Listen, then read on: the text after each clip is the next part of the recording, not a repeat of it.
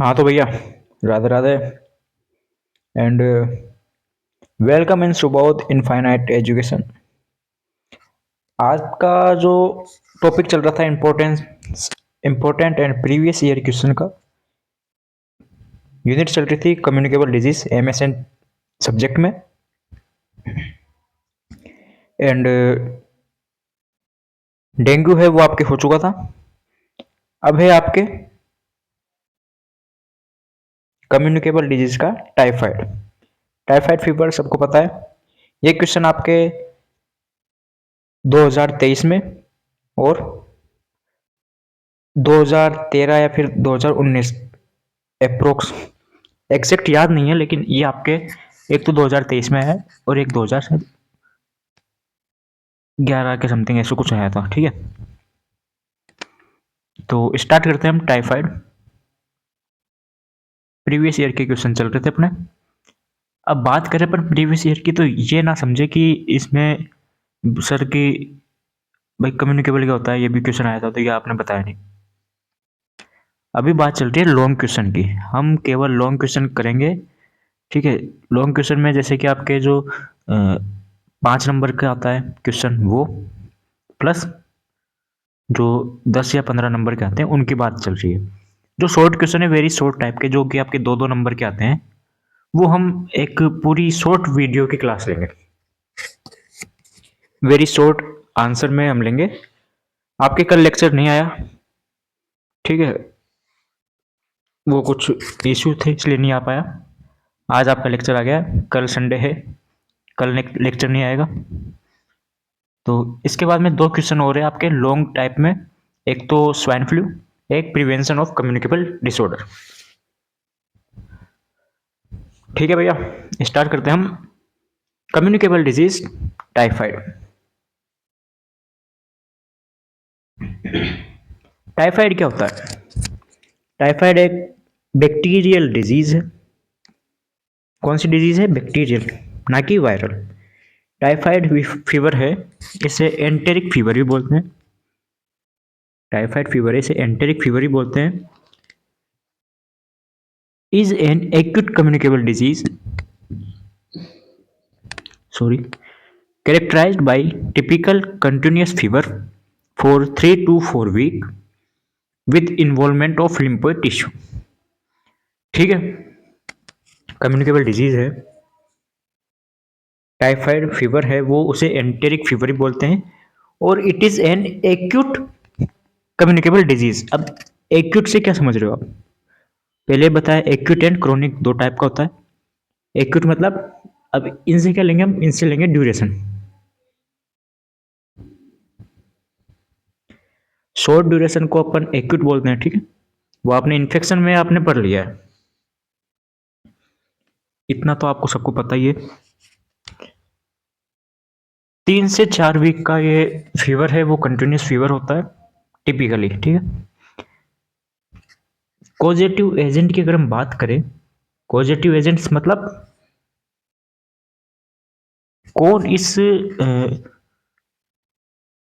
Disease है, उस disease का कारण क्या है? तो इस डिजीज का कारण है साल्मोनेला टाइफी। ये देखो, साल्मोनेला टाइफी ये है।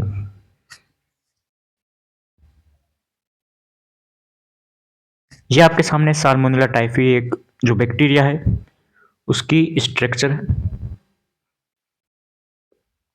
तो ये आपके साल्मोनेला टाइफी है, वो कॉजेटिव एजेंट होता है किसका? टाइफाइड फीवर का या एंटेरिक फीवर का। इंक्यूबेशन पीरियड, इंक्यूबेशन पीरियड बताया मैंने आपको। होता क्या है इंक्यूबेशन पीरियड? डेंगू की क्लास ली आपने, डेंगू या डेंगू की, उसमें मैंने आपको सारे एक एक चीज़ है वो डीपली बताई। पॉजिटिव एजेंट क्या होता है, इंक्यूबेशन पीरियड क्या होता है, ना ली हो तो देखें। इंक्यूबेशन पीरियड क्या होता है? 10 से 14 दिनों का होता है। अब वापस बता देता हूँ, इंक्यूबेशन पीरियड मतलब कि जब कोई बैक्टीरिया, वायरस है या पैथोजेनिक ऑर्गेनिज्म है वो बॉडी में एंटर किया, जो बैक्टीरिया, वायरस है या पैथोजेनिक ऑर्गेनिज्म है, उसने क्या किया, बॉडी में एंटर किया। अब एंटर करने के 10 से 15 दिन के बाद में, 10 से 15 दिन के अंदर उसमें सिम्टम्स आना स्टार्ट कर देते हैं। तो जो 10 से 15 दिन का जो टाइम है जब उसमें सिम्टम्स आए हैं, ये कहलाता है इंक्यूबेशन पीरियड, यानी कि पैथोजेंस का बॉडी में एंटर करने से सिम्टम्स आने तक का टाइम या समय, वो कहलाता है इंक्यूबेशन पीरियड। ठीक है, तो वो कितना होता है? 10 से 14 दिन। ठीक है सर, ये साल मेरा टाइप हो गया।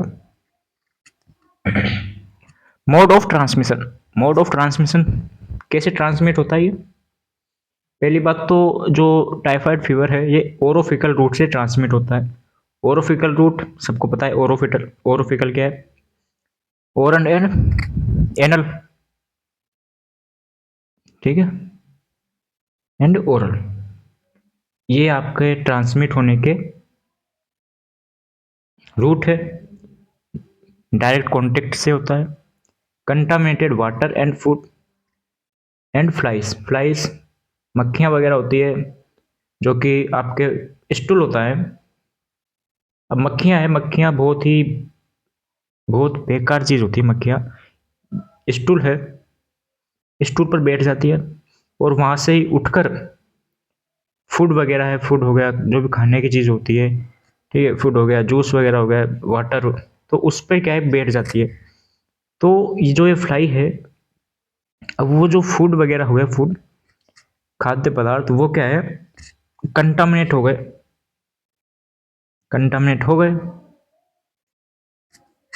इससे क्या है कि जो डिजीज़ है उसके चांसेस बढ़ जाते हैं।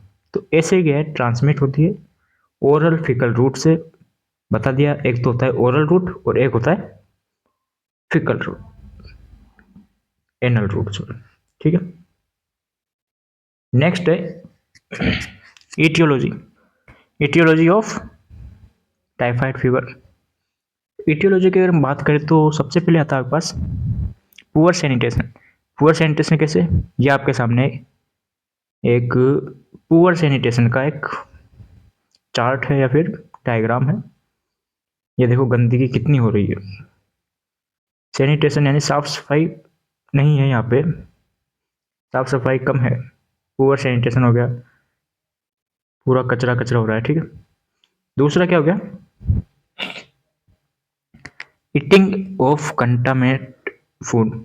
कंटामिनेटेड फूड है वो, कंटामिनेटेड फूड हो गया, ड्रिंकिंग कंटामिनेटेड वाटर हो गए, और अनहाइजेनिक प्रैक्टिस हो गई। ये देखो, contaminated food and water, drinking water, जब ये कंटामिनेटेड पानी है, दूषित वाटर है, पानी है, वो पी रहा है, तो इसके ओरल रूट से जो बैक्टीरिया है या पैथोजन से वो जाएंगे,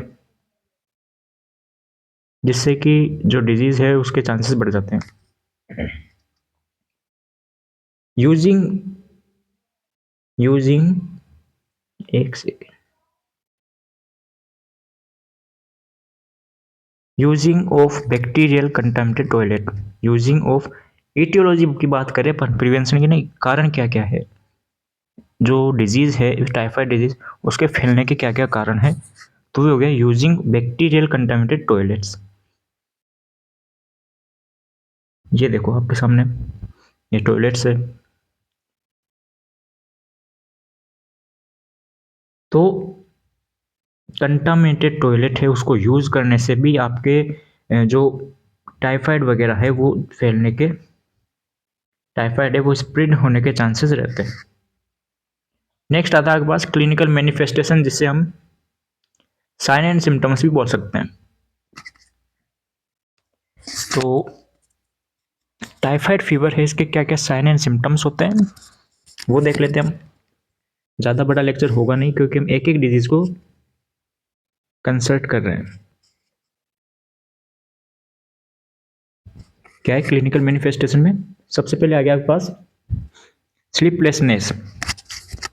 इंसोम्निया भी बोल सकते हैं इसको, नींद का नहीं आना, ठीक है, इंसोम्निया भी बोल सकते हैं इसको। एब्डोमिनल पेन में जो बैक्टीरिया है, जो वायरस वगैरह है पैथोजन से, वो ओरल रूट से जा रहा है, ओरल रूट से जाएगा तो वो पेट में जाएगा, एब्डोमन में, तो एब्डोमन पेन हो गई, सीधी सी बात है। हेडेक हो गया, ये जनरल जनरल सिम्टम्स है ये। हेडेक हो गया, एब्डोमेन पेन हो गया, स्लीपलेसनेस हो गया, रेस्टलेसनेस हो गया, एनोरेक्सिया। एनोरेक्सिया क्या होता है? लॉस ऑफ एपिटाइट, ठीक है, भूख नहीं लगना, भूख कम हो गया है ना, कफ हो गया, सोर थ्रोट हो गया, फीवर, ठीक है, low grade fever, high grade fever, constipation and diarrhoea. What is diarrhoea? बताया मैंने आपको डायरिया, लूज मोशन, एक तरीके से बोलते तो 4 से 5 बार दिन में, 3 to 5, more than 3 times per day, stool, passage stool, ठीक है। ये देखो, ये क्या है, सिम्टम्स हो गए, sign and symptoms. High fever हो गया, टाइफाइड के जो सिम्टम्स होते हैं, हाई फीवर हो गया, चिल्स यानी ठंड लगना, ठीक है, कोल्ड, ठंड लगना हो गया, लॉस ऑफ एपेटाइट, जो अभी क्या बोल रहा मैंने, एनोरेक्सिया, स्टोमक पेन या एब्डोमिनल पेन हो गया।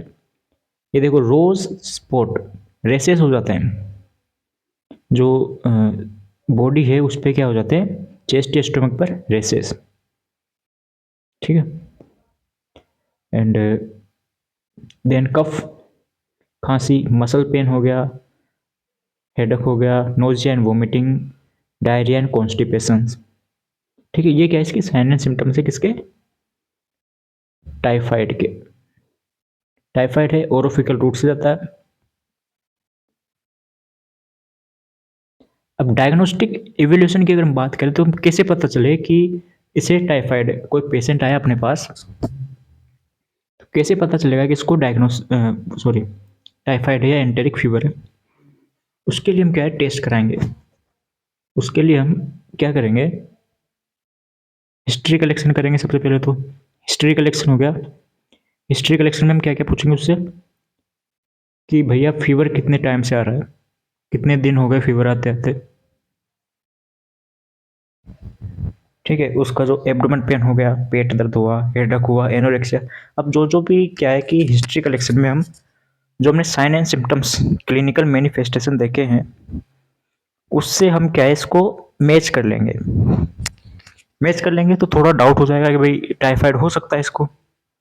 तो अब जैसे हमें डाउट हुआ कि भाई ये इसके क्लिनिकल मैनिफेस्टेशन है, ये साइन एंड सिम्टम्स में, तो ये इसमें सिम्टम्स आ रहे हैं, तो फिर हम उसको क्या है कि कंफर्म करने के लिए हम टेस्ट लिखते हैं, ब्लड टेस्ट लिखते हैं, विडाल टेस्ट। विडाल टेस्ट के बारे में सबने सुना है, टाइफाइड का टेस्ट होता है ये। तो हम क्या है, विडाल टेस्ट लिखते हैं। भाई हमने एक हिस्ट्री कलेक्शन किया, इससे पता चला कि भाई इसके टाइफाइड हो सकता है, तो कंफर्मेशन के लिए हम फिर बाद में उसको क्या कर देते हैं, विडाल टेस्ट लिख देते हैं, ठीक है।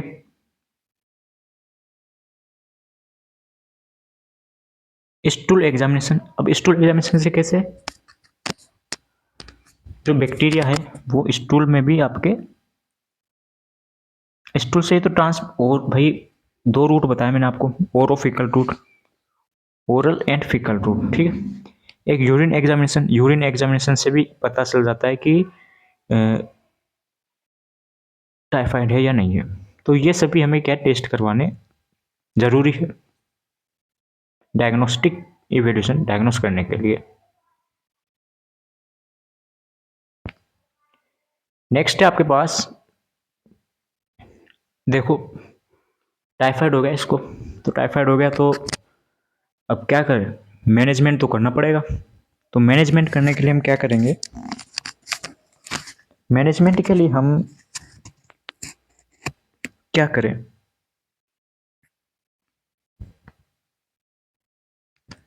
एडमिनिस्टर एंटीबायोटिक्स, एंटीबायोटिक्स हम एडमिनिस्टर करेंगे। कौन कौन सी एंटीबायोटिक्स होती है? Most common antibiotics azithromycin 500 mg, ठीक है।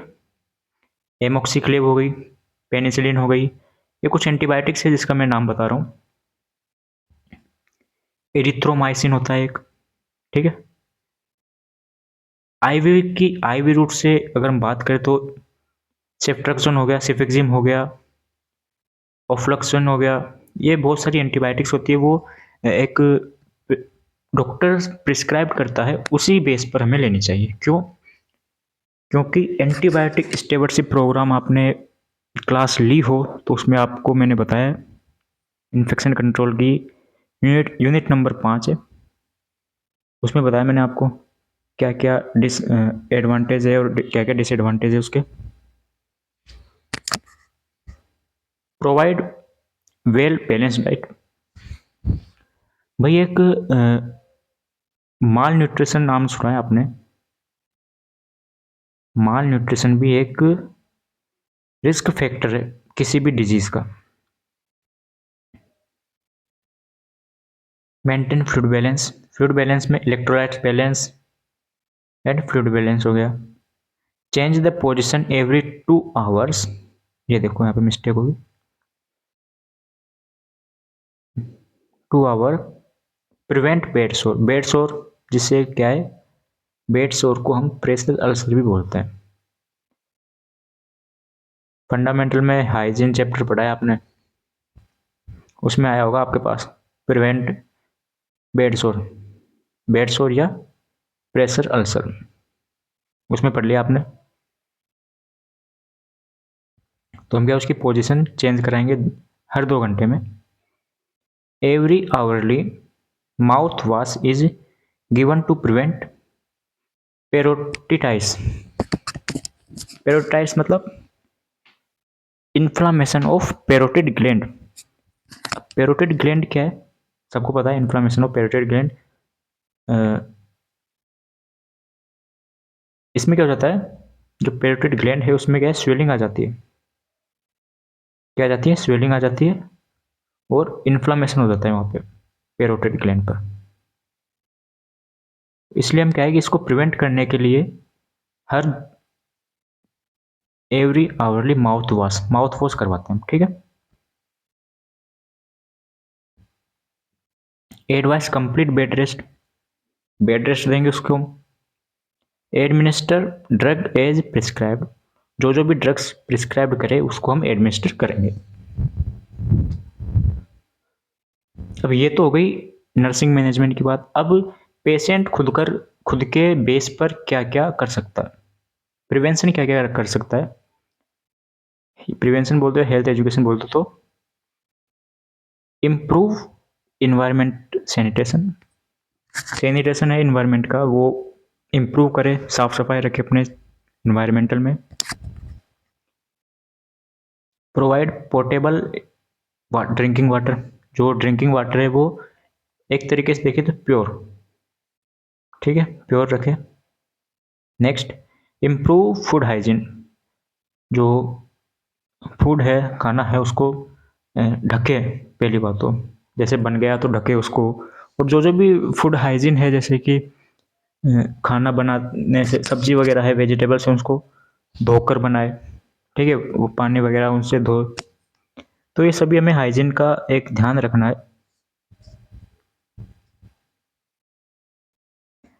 प्रॉपर डिस्पोजल ऑफ एक्सक्रीटा, यहाँ पे आप स्टूल लिख सकते हो, ठीक है। कैसे करेंगे? ये ऐसे करेंगे, ठीक है। बाहर नहीं करना, मतलब जो टॉयलेट्स वगैरह है उनका यूज लेना है। अब जो गांव वगैरह है उसमें क्या है कि जो अब तो खैर सुधार हो गया है, लेकिन पहले क्या था, खुले में चले जाते थे, ओपन टॉयलेट, ठीक है, एक तरीके से हम बोल सकते हैं ओपन टॉयलेट का यूज करते थे, मतलब बाहर बैठ जाते थे।